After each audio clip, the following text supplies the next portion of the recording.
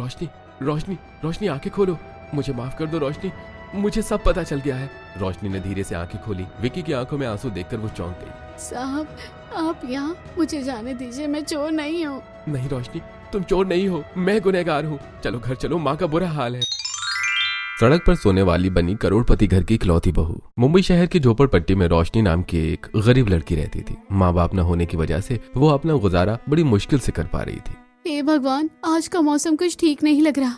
अगर ये छत गिर गई तो इस अनाथ का कौन होगा? न सर पर साया है, न जेब में पैसे। तभी अचानक हवा का एक जोरदार झोंका आया। खिड़कियां खड़खड़ाने लगी और देखते ही देखते एक भयानक चक्रवात ने बस्ती को घेर लिया। उसकी झोपड़ी की कच्ची दीवारें ताश के पत्तों की तरह ढह गईं। अरे नहीं, मेरी झोपड़ी, सब कुछ खत्म हो गया। भगवान, ये क्या परीक्षा ले रहे हो मेरी? बारिश की बूंदें अब कांटों की तरह चुभ रही थी। रोशनी की आंखों से गिरते आंसू बारिश के पानी में मिल गए। उसके पास अब न घर था न ठिकाना। वो लड़खड़ाते कदमों से मुख्य सड़क की ओर आई। अब कहाँ जाऊँ? इस अनजान शहर में कोई अपना नहीं। आज रात शायद ये फुटपाथ ही मेरा बिस्तर होगा। भूख और ठंड से उसका बुरा हाल था, पर नींद आंखों से कोसों दूर थी। उसे क्या पता था कि इसी सड़क के पार की चमकती दुनिया उसकी किस्मत बदलने वाली है। दूसरी तरफ जुहू के सबसे पौश इलाके में स्थित सिंघानिया मेंशन रोशनी से जगमगा रहा था। लेकिन उस आलीशान घर की मालकिन सरला देवी अपने मखमली सोफे पर बैठकर बेचैनी से घड़ी की सुइयां देख रही थी। सरला देवी का इकलौता बेटा विक्की सिंघानिया शहर का सबसे बड़ा बिजनेस टाइकून बन चुका था। लेकिन सरला के लिए वो आज भी वही छोटा बच्चा था जिसकी फिक्र उन्हें सोने नहीं देती थी। पैसा, शोहरत सब कुछ है, पर इस घर में रौनक नहीं है। विक्की को बस काम की धुन है और टीना को अपनी पार्टियों से फुर्सत नहीं। तभी विक्की अपने लैपटॉप बैग के साथ कमरे में दाखिल हुआ। थकावट उसके चेहरे पर साफ दिख रही थी। आ गया मेरा बेटा। विक्की जरा बैठ, मुझे तुझसे कुछ बात करनी है। माँ, अगर फिर से वही शादी वाली बात है तो प्लीज रहने दीजिए। मेरे पास एक बड़ी मीटिंग की तैयारी के लिए वक्त नहीं है। विक्की, आखिर कब तक? तू 25 साल का हो गया है। इस करोड़ों के साम्राज्य का वारिस कौन बनेगा? मुझे एक बहू चाहिए जो इस घर को घर बना सके। माँ, आजकल की लड़कियां सिर्फ बैंक बैलेंस देखती हैं। मुझे प्यार व्यार में कोई दिलचस्पी नहीं है। आपको बहू चाहिए ना, तो आप ही ढूंढ लीजिए। जो भी आपको पसंद आए मैं उससे शादी कर लूंगा। बस मुझे इन सब झंझटों से दूर रखिए। विक्की इतना कहकर अपने कमरे में चला गया। सरला वहीं ठिठक गई। विक्की की बातों में कड़वाहट थी, पर सरला ने इसे चुनौती की तरह लिया। तभी सीढ़ियों से उतरते हुए टीना की ऊंची हील्स की आवाज गूंजी। टीना जो अपनी माँ से बिल्कुल अलग, मॉडर्न और बेपरवाह थी। टीना, इतनी रात को कहाँ जा रही हो? बाहर तूफान आ रहा है। ओ मॉम, चिल, क्लब में पार्टी है, मेरे फ्रेंड्स वेट कर रहे हैं। कभी तो घर पर रुककर अपनी माँ के साथ वक्त बिताया कर। तुझे पता है मेरा मन नहीं लगता। मॉम, आप बहुत बोरिंग बातें करती हैं। हमेशा वही पुराने संस्कार और नियम। मुझे अपनी लाइफ एंजॉय करने दीजिए। बाय। टीना हवा की तरह बाहर निकल गई। सरला की आंखों में नमी आ गई। उन्हें याद आया कि जब वे गरीब थे तब परिवार में कितना प्यार था। आज पैसा तो है पर सुकून नहीं है। हे मुरलीधर, क्या अमीर होने की यही कीमत है? बच्चे दूर हो गए, सुकून छीन गया। मुझे एक ऐसी बहू चाहिए जो मेरे इस बिखरते परिवार को समेट सके, चाहे वो गरीब क्यों ना हो, पर उसका दिल अमीर होना चाहिए। अगली सुबह बारिश थम चुकी थी, पर हवा में अभी भी ठंडक थी। रोशनी मंदिर की सीढ़ियों पर बैठी हुई थी। उसकी आंखों के नीचे काले घेरे थे। वो भगवान की मूर्ति को एकटक निहार रही थी। सुना है आप सबकी सुनते हो, मेरी भी सुन लो। मुझे महल नहीं चाहिए, बस सिर छुपाने की जगह 2 वक्त की रोटी दे दो। मैं मेहनत करने से नहीं डरती। तभी सरला देवी अपनी बड़ी गाड़ी से मंदिर पहुंची। वो रोज की तरह भगवान के दर्शन करने आई थी। जैसे वो सीढ़ियां चढ़ने लगी, उनकी नजर कोने में बैठी उस लड़की पर पड़ी। सरला उसके पास रुकी। उन्होंने देखा कि रोशनी के कपड़े फटे हुए थे, पर उसकी गरिमा कम नहीं थी। बेटी, तुम यहाँ इस हाल में क्यों बैठी हो? क्या कोई परेशानी है? रोशनी ने ऊपर देखा। उसे लगा कोई अमीर औरत उसका मजाक उड़ाने आई। कुछ नहीं माँ जी, बस अपनी किस्मत का लेखा भोग रही हूँ। मुझे बताओ बेटा, शायद मैं तुम्हारी कुछ मदद कर सकूं। मैं सरला सिंघानिया हूँ। माँ जी, मदद सिर्फ वो कर सकता है जो काम दे सके। मेरा घर कल तूफान में उजड़ गया। अब मेरे पास न छत है न काम, सड़क ही मेरा ठिकाना है। सरला का दिल पसीज गया। उन्हें रोशनी की सादगी और उसकी ईमानदारी छू गई। उन्हें लगा जैसे भगवान ने उनकी कल रात की प्रार्थना सुन ली है। अगर मैं तुम्हें काम और रहने की जगह दूं तो क्या तुम मेरे साथ चलोगी? मेरा घर बहुत बड़ा है, वहाँ काम की कमी नहीं है। रोशनी की आंखों में चमक आ गई। उसे लगा जैसे अंधेरी रात के बाद सूरज निकल आया हो। क्या आप सच कह रही हैं? आप मुझ जैसी अजनबी को अपने घर ले जाएंगी? इंसान की पहचान उसकी सूरत से नहीं, उसकी आंखों की सच्चाई से होती है। चलो मेरे साथ। रोशनी ने अपना छोटा सा झोला उठाया और सरला के साथ उस बड़ी गाड़ी की ओर चल पड़ी जो उसे एक नई और अनजानी दुनिया की तरफ ले जाने वाली थी। सफेद संगमरमर से बना सिंघानिया मेंशन दूर से ही किसी राजमहल जैसा दिखता था। जैसे ही सरला देवी की आलीशान कार गेट के अंदर दाखिल हुई, रोशनी की आंखें फटी की फटी रह गई। उसने कभी सपने में भी नहीं सोचा था कि भारत में ऐसे घर भी होते हैं। फव्वारे, मखमली घास के बगीचे और दरवाजों पर खड़ी दरवान, सब कुछ उसके लिए एक अलग ही दुनिया थी। उतरो रोशनी, अब से यही तुम्हारा ठिकाना है। रोशनी ने डरते डरते कार से बाहर कदम रखा। उसके फटे हुए पुराने कपड़े और धूल से सने पैर उस चमकते फर्श पर अजीब लग रहे थे। वो अपनी फटी हुई चप्पलें बाहर ही उतारने लगी। अरे पागल लड़की, चप्पल पहनने के लिए होती है, बाहर उतारने के लिए नहीं। अंदर आओ। जैसे ही वो हॉल में दाखिल हुए, टीना सोफे पर बैठकर अपने नाखून पॉलिश कर रही थी। रोशनी को देखते ही उसने नाक सिकोड़ ली। एव मॉम, ये क्या है? आप मंदिर से किसी को दान देने की बजाय सीधे घर ही उठा लाई। देखे तो इसके कपड़ों में से कितनी बदबू आ रही है। मेरा तो दम घुट रहा है। रोशनी की गर्दन शर्म से झुक गई। उसे लगा जैसे उसे यहाँ नहीं आना चाहिए था।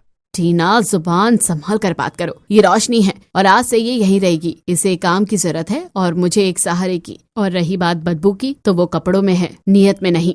जो भी हो मॉम, बस इसे मेरे कमरे की तरफ मत आने देना। मुझे गरीबों से एलर्जी है। टीना पैर पटकती हुई ऊपर चली गई। सरला ने रोशनी के कंधे पर हाथ रखा और उसे ढांढस बंधाया। उन्होंने अपनी पुरानी नौकरानी को बुलाया और रोशनी को नहला धुलाकर नए कपड़े देने का आदेश दिया। 2 घंटे बाद रोशनी जब तैयार होकर बाहर आई तो उसे पहचानना मुश्किल था। सरला ने उसे अपनी एक साधारण लेकिन सुंदर सूती साड़ी दी थी। रोशनी का सांवला रंग खिल उठा था और उसके चेहरे की मासूमियत किसी अप्सरा से कम नहीं लग रही थी। तभी विक्की ऑफिस से लौटा। वो फोन पर किसी डील के बारे में चिल्ला रहा था। जैसे ही वो हॉल में आया, उसकी नजर रोशनी पर पड़ी जो सरला के लिए दवाई का पानी ला रही थी। विक्की वहीं रुक गया। एक पल के लिए उसकी सख्त आंखों में हैरानी दिखी, पर अगले ही पल वो फिर से वही घमंडी विक्की बन गया। ये कौन है माँ? क्या आपने कोई नई नौकरानी रखी है? नहीं विक्की, ये रोशनी है। ये यहाँ मेरा ख्याल रखने के लिए आई है। ख्याल रखने के लिए या हमारे पैसे पर पलने के लिए? माँ, आप बहुत भोली हैं। सड़क पर रहने वाले लोग नाटक करने में माहिर होते हैं। इन्हें बस एक मौका चाहिए होता है किसी अमीर घर में घुसने का। विक्की की बातें रोशनी के दिल में तीर की तरह चुभी। वो पानी का गिलास मेज पर रखकर पीछे हट गई। साहब, मैं गरीब जरूर हूँ, पर चोर या धोखेबाज नहीं। मुझे आपके पैसों की कोई भूख नहीं है।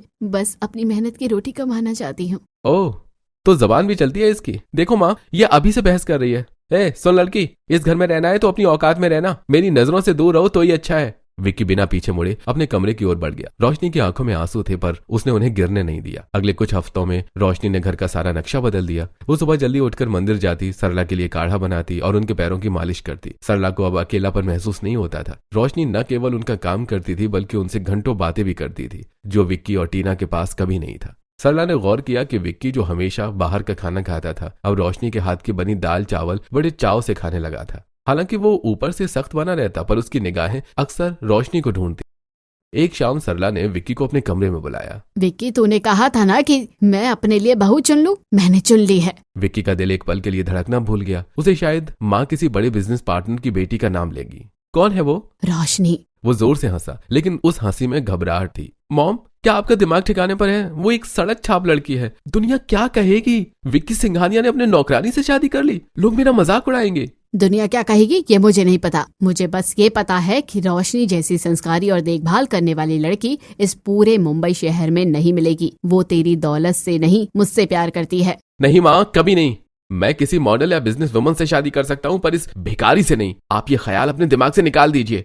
विक्की कमरे से बाहर निकला तो सामने रोशनी खड़ी थी। उसने सब कुछ सुन लिया था। उसकी आंखों में बेबसी थी। विक्की उसे धक्का देकर आगे बढ़ गया, पर जैसे वो दूर गया, उसे एक अजीब सी बेचैनी महसूस हुई। क्या उसे सच में रोशनी से नफरत थी, या सिर्फ वो अपनी माँ की पसंद को गलत साबित करने की कोशिश कर रहा था? दूसरी तरफ टीना को जब पता चला कि उसकी माँ रोशनी को अपनी बहू बनाना चाहती है, तो उसके पैरों तले जमीन खिसक गई। उसे डर था कि अगर रोशनी घर की मालकिन बन गई तो उसके ऐशो आराम और क्लब पार्टियों पर पाबंदी लग जाएगी। ये गरीब लड़की मेरी भाभी बनेगी? कभी नहीं। मुझे इसे घर से बाहर निकालना ही होगा, और वो भी बेइज्जत करके।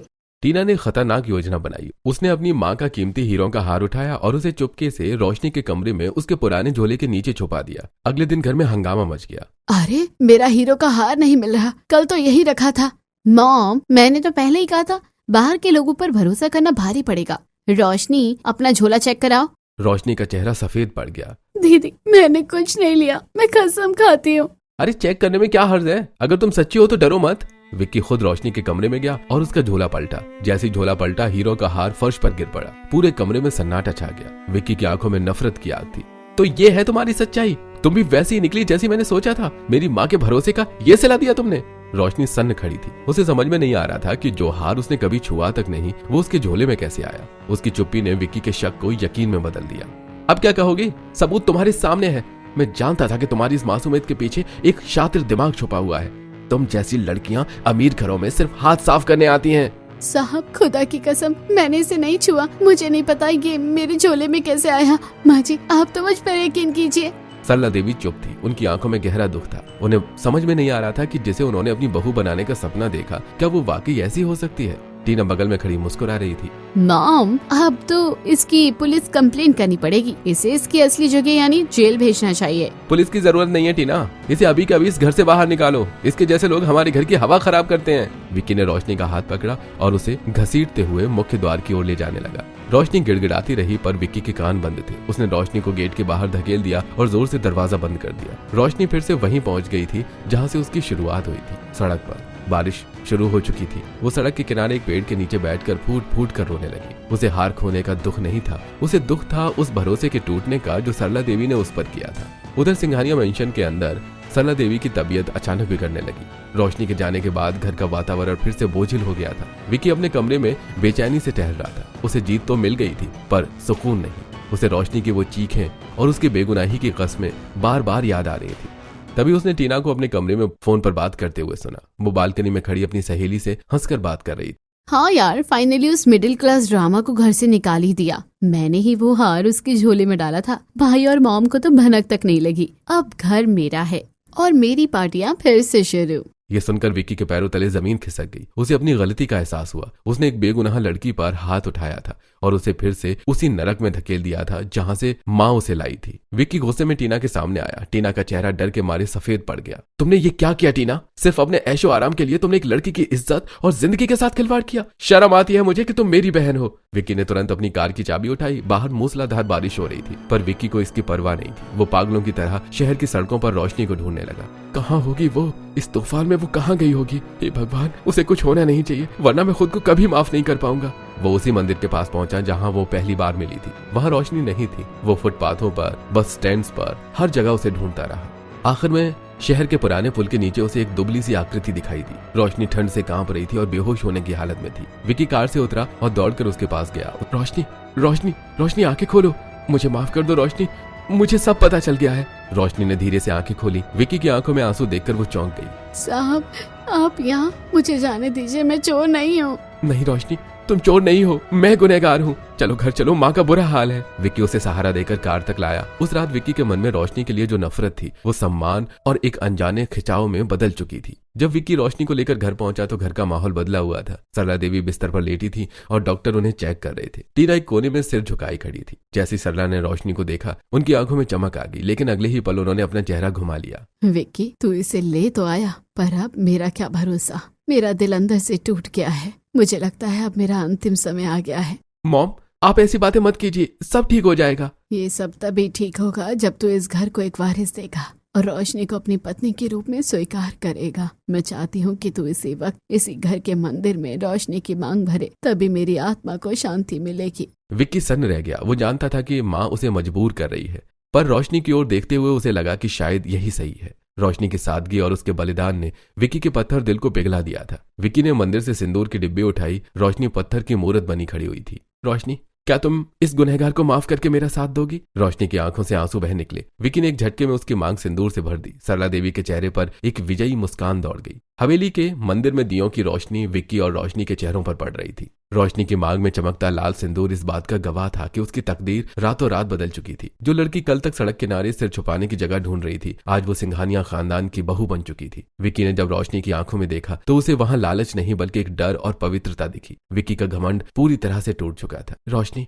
ये शादी शायद जल्दबाजी में हुई है, लेकिन अब तुम इस घर की इज्जत हो। मैंने तुम्हारे साथ बहुत बुरा किया पर मैं वादा करता हूँ कि अब तुम्हें कभी रोने नहीं दूंगा। रोशनी कुछ नहीं बोल पाई, बस उसने विक्की के पैर छुए। विक्की ने तुरंत उसे थाम लिया। ये देखकर सरला देवी के चेहरे पर जो संतोष था वो किसी भी धन दौलत से बड़ा था। अभी भावुक पल चल ही रहा था कि अचानक सरला देवी बिस्तर से उठकर खड़ी हो गई। वो पूरी तरह स्वस्थ दिख रही थी। उन्होंने ताली बजाई और हंसने लगी। अरे वाह क्या जोड़ी लग रही है, नजर ना लगे मेरे बच्चों को। विक्की और रोशनी सन्न रह गई। टीना जो एक कोने में गिलानी में डूबी खड़ी थी, वो भी अपनी माँ को इस तरह नाचते देखकर हैरान रह गई। मॉम, अभी तो आप मरने की बातें कर रही थी, ये सब क्या था? बेटा, तू सीधी उंगली से घी निकालने वाला लड़का नहीं है। अगर मैं अपनी बीमारी का नाटक ना करती और मरने की कसम ना देती तो तू क्या कभी इस हीरे जैसी लड़की को अपनाता? मुझे पता था कि तेरे दिल में रोशनी के लिए जगह बन गई है, बस तेरा घमंड बीच में आ रहा है। विक्की ने अपना सिर पकड़ लिया। मॉम, आपने तो मुझे डरा ही दिया था, पर चलिए अच्छा ही हुआ, मुझे अपनी गलती सुधारने का मौका मिल गया। तभी टीना धीरे धीरे आगे आई। उसकी आंखों में सच्चे पश्चाताप के आंसू थे। उसने रोशनी के हाथ थाम लिए। भाभी, मुझे माफ कर दीजिए, मैंने सिर्फ अपने अहंकार और स्वार्थ के लिए आप पर इतना बड़ा इल्जाम लगाया। मैंने सोचा नहीं था कि आप हमारे स्तर की नहीं है, पर आज समझ आया कि असली क्लास कपड़ों या पैसों से नहीं बल्कि ऊंचे चरित्र से होता है। आप हम सबसे कई ज्यादा अमीर है। रोशनी ने टीना को गले से लगा लिया। दीदी, आप छोटी हैं मुझसे, परिवार में गलतियां अपनों से ही होती हैं, मैंने कुछ भी दिल पर नहीं रखा। रोशनी की इस उदारता ने सिंघानिया परिवार का दिल पूरी तरह से जीत लिया। विक्की को अब यकीन हो गया था कि उसकी माँ ने उसके लिए दुनिया की सबसे अच्छी लड़की चुनी है। अगले कुछ दिनों में सरला देवी ने पूरे शहर को निमंत्रण भेजा। उन्होंने विक्की और रोशनी की शादी का एक भव्य रिसेप्शन रखा। रोशनी को किसी राजकुमारी की तरह सजाया गया। जब वो गहनों और कीमती लहंगे में विक्की के साथ स्टेज पर आई तो बड़े बड़े बिजनेस घरानों के लोग उसकी सादगी और सुंदरता देखकर दंग रह गए। विक्की ने माइक हाथ में लिया और सबके सामने घोषणा की। लोग अक्सर पूछते हैं कि कामयाबी के पीछे किसका हाथ है? मेरी कामयाबी के पीछे मेरी माँ का आशीर्वाद था, और अब मेरी खुशियों के पीछे मेरी पत्नी रोशनी विक्की सिंघानिया का साथ है। यह हमारे घर की लक्ष्मी है। पूरी महफिल तालियों से गूंज उठी। रोशनी की आंखों में आज खुशी के आंसू थे। उसे अपना पुराना घर, वो टूटी झोपड़ी और वो तूफानी रात याद आई। उसे एहसास हुआ कि ईश्वर जब एक दरवाजा बंद करता है तो दूसरा महल की ओर खोल देता है। महीने बीत गए। रोशनी अब सिर्फ घर की बहू नहीं थी। उसने विक्की के बिजनेस में भी हाथ बटाना शुरू किया। उसने सिंघानिया फाउंडेशन के नाम से एक संस्था खोली जो मुंबई की सड़कों पर रहने वाले अनाथ बच्चों और महिलाओं को घर और रोजगार देती थी। एक शाम विक्की और रोशनी अपनी बालकनी में खड़े डूबते सूरज को देख रहे थे। रोशनी, कभी सोचा था कि एक सड़क पर सोने वाली लड़की इस करोड़ों के साम्राज्य को संभालेगी? साहब, सॉरी विक्की जी, मैंने कभी करोड़पति बनने का सपना ही नहीं देखा था। मैंने तो बस एक परिवार चाहा था। पैसा तो हाथ की मैल है, असली दौलत तो वो प्यार है जो इस घर ने मुझे दिया है। विक्की ने रोशनी का हाथ थाम लिया। सरला देवी दूर से अपने बच्चों को खुश देख रही थी। उनके घर में अब वो सुकून था जिसकी उन्होंने हमेशा तमन्ना की थी। इस तरह मुंबई की सड़कों से शुरू हुआ रोशनी का सफर एक आलीशान महल की दहलीज पर आकर एक मुकम्मल दास्तान बन गया। उसने साबित कर दिया कि किस्मत और मेहनत जब हाथ मिलाते हैं तो तकदीर के बंद ताले भी खुल जाते हैं।